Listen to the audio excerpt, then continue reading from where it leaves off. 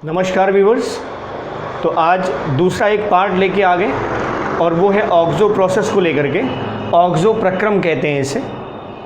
Actually ये जो method है ये अल्कोहल बनाने की विधि में एज इट इज़ नहीं यूज़ करते हैं, हम एल्डिहाइड बनाने की विधि में इसका इस्तेमाल करते हैं। एल्डिहाइड इससे बनाया जाता है। It's very good method to synthesise aldehyde, बहुत ही बेहतरीन मेथड है। हाँ, अगर हम उस एल्डिहाइड प्रोडक्ट का अगर हम अपचयन कर दें तो हमें अल्कोहल मिल जाता है। इसलिए आजकल इसका इस्तेमाल एल्डिहाइड के औद्योगिक विधि में तो करते ही हैं, साथ में अगर हम केमिकली अल्कोहल भी बनाना चाहें तो उसके द्वारा भी, इस विधि के द्वारा भी हम अल्कोहल बना सकते हैं। तो ये प्रक्रम है क्या और इसका डिटेल क्या है वो हम देखेंगे इस वीडियो के अंतर्गत। ओके, अब देखो ऑक्सो प्रोसेस, ठीक है। तो इसका स्टेप देखो, इसको हम हाइड्रोफॉर्मुलेशन भी कहते हैं बेटा, ध्यान रखिएगा। Oxo process, that process is also known as hydroformulation. Hydroformulation, अगर आप थोड़ा सा ध्यान से इसको तोड़ के देखें तो फॉर्मिल का मतलब होता है CHO, ठीक है। तो एल्कीन पर जब हम हाइड्रोफॉर्मुलेशन करवाते हैं मतलब COH एल्डिहाइड और उसके साथ साथ हाइड्रोजन, इन दोनों का जब हम एडिशन कराते हैं, योग कराते हैं, तो वो प्रोसेस कहलाती है हाइड्रोफॉर्मुलेशन। हाइड्रोजन फॉर्मिल CHO, तो इन दोनों का योग होता है एल्कीन पर, तो उसी प्रक्रिया को हम कहते हैं हाइड्रोफॉर्मुलेशन और इसी को नाम देते हैं हम ऑक्सो प्रोसेस, ठीक है। ये फिर से मैं बता रहा हूँ कि ये एल्डिहाइड बनाने की सबसे बेहतरीन विधियों में से एक माना जाता है। हाँ, अगर इस एल्डिहाइड उत्पाद का अगर हम अपचयन कर दें जिंक और कॉपर युग्म के थ्रू, तो अपचयन करने से हमें उसी एल्डिहाइड से अल्कोहल मिल जाएगा। 1 डिग्री अल्कोहल मिलेगा एज सच, 1 डिग्री अल्कोहल मिल जाएगा। एल्डिहाइड से 1 डिग्री अल्कोहल मिलता है अपचयन के बाद, तो वो हमें मिल जाएगा, ठीक है। तो अल्कोहल बनाने की विधियों में चूंकि ये प्रोसेस चल रही थी तो हमने सोचा कि इसको भी डिस्कस कर दिया जाए, दैट इज ऑक्सो प्रोसेस, ठीक है। हाँ, इसकी डिटेलिंग जो है आपको एल्डिहाइड में फिर से हम बताएंगे आपको एक बार और, क्लियर।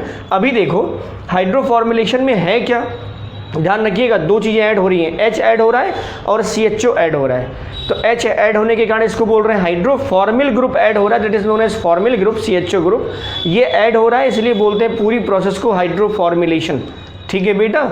एल्कीन का CO+H2, कार्बन मोनोऑक्साइड और हाइड्रोजन, कार्बन मोनोऑक्साइड और हाइड्रोजन, वैसे ये मिक्सचर जानते हैं, ये जल गैस कहलाता है, वाटर गैस या भाप अंगार गैस होता है।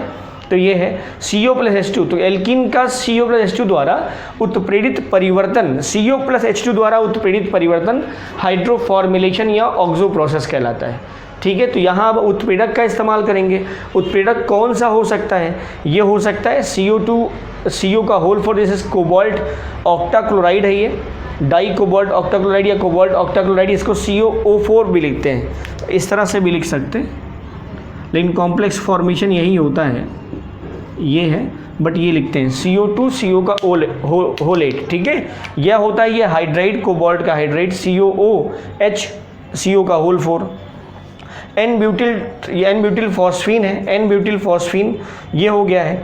ये रोडियम कंपाउंड है, ये H है, ये रोडियम है, ये कार्बोनिल है, कार्बोनिल मतलब कार्बन मोनोऑक्साइड, कार्बोनिल, और ये है ट्राइफिनाइल फॉस्फीन। तो इनमें से किसी एक उत्प्रेरक का इस्तेमाल करके हम एल्कीन को एल्डिहाइड में ऑक्सीकृत करा सकते हैं। एल्कीन को एल्डिहाइड में हम ऑक्सीकृत करा सकते हैं या एल्कीन को एल्डिहाइड में हम परिवर्तित कर सकते हैं, ठीक है। इसकी सिंपल रिएक्शन देख लो पहले क्या है।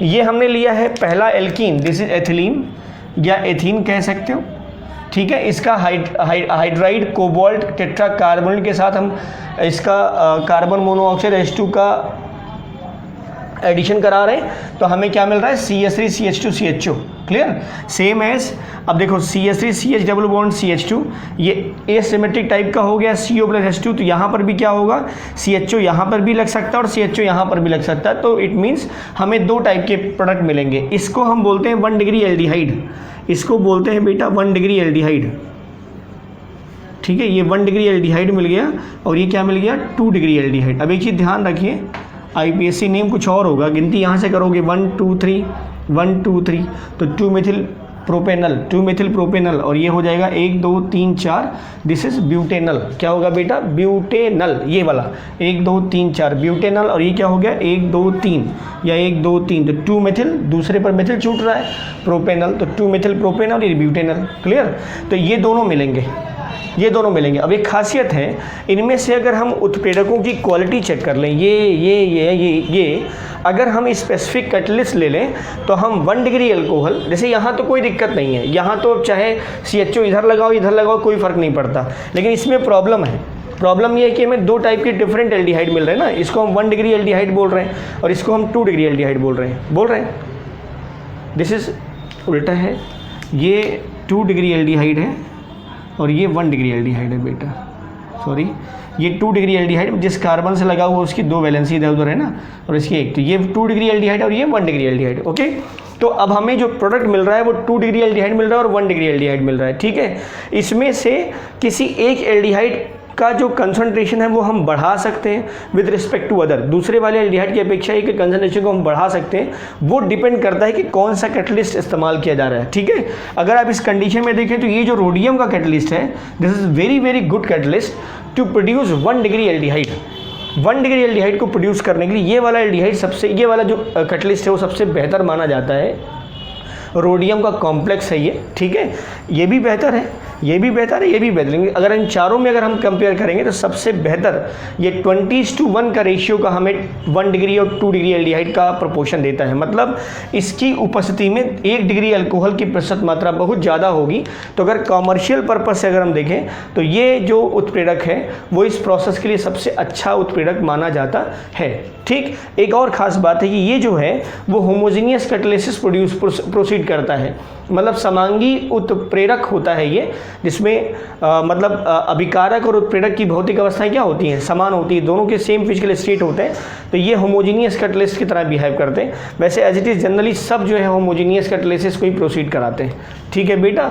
अब प्रोसेस देखो, हम एल्कोहल बताना चाहते हैं इसमें। अब ये जो एल्डिहाइड मिल गया, इसको अगर आप रिड्यूस कर दीजिए, हाइड्रोजन, जिंक और कॉपर का युग्म ले लीजिए, कॉपर और जिंक का युग्म ले लीजिए, तो जो CHO है वो CH2OH में रिड्यूस हो जाएगा। तो ये मिल गया अल्कोहल आपको जो चाहिए था। एक कॉमर्शियल मेथड हो गया ना, industrial method to prepare alcohol, लेकिन 2 स्टेप में। तो एक तो पहले एल्डिहाइड मिलेगा जो मेन प्रोसेस है, जिसको हम ऑक्सो प्रोसेस कह रहे हैं या हाइड्रोफॉर्मुलेशन। हाँ, उसका अगर आप अपचयन कर दें तो आपको एल्कोहल मिल जाएगा। सेम यहाँ पर भी वही बात है, अगर हाइड्रोजन और जिंक और कॉपर युग्म के द्वारा आप अपचयन कर दीजिए तो जो CHO वाला पोर्शन है वो CH2OH में कन्वर्ट हो जाएगा। ये CHO CH2OH में कन्वर्ट हो जाएगा। यहाँ पर भी वही कैटलिस्ट है बेटा, जिंक कॉपर, और ये हो जाएगा CH3 CH2 CH2OH, ठीक है। तो this is the process to produce alcohol, लेकिन पहले एल्डिहाइड और उसके बाद उसके अपचयन के बाद एल्कोहल मिल जाएगा हमें, ठीक है। तो this is about your oxo process. अब एक चीज़ समझिए इसे, अब इसमें हम ये कह रहे हैं कि ऑक्सो प्रोसेस का जब एल्डिहाइड का चैप्टर शुरू होगा तो ऑक्सो प्रोसेस की डिटेल मैकेनिज्म और इसका पूरा का पूरा जो और भी इसके एस्पेक्ट हैं वो हम डिस्कस करेंगे। इस टॉपिक के अंतर्गत सिर्फ हमें एल्कोहल बनाने की इंडस्ट्रियल मेथड में छोटा सा हिस्सा हमें डिस्कस करना था, तो हमने डिस्कस कर दिया है, ठीक है बेटा। ध्यान रखिए, ऑक्सो प्रोसेस हम एल्डिहाइड की टर्म में दोबारा फिर बताएंगे और डिटेलिंग और विद मैकेनिज्म के साथ। तो stay tuned, thank you for watching.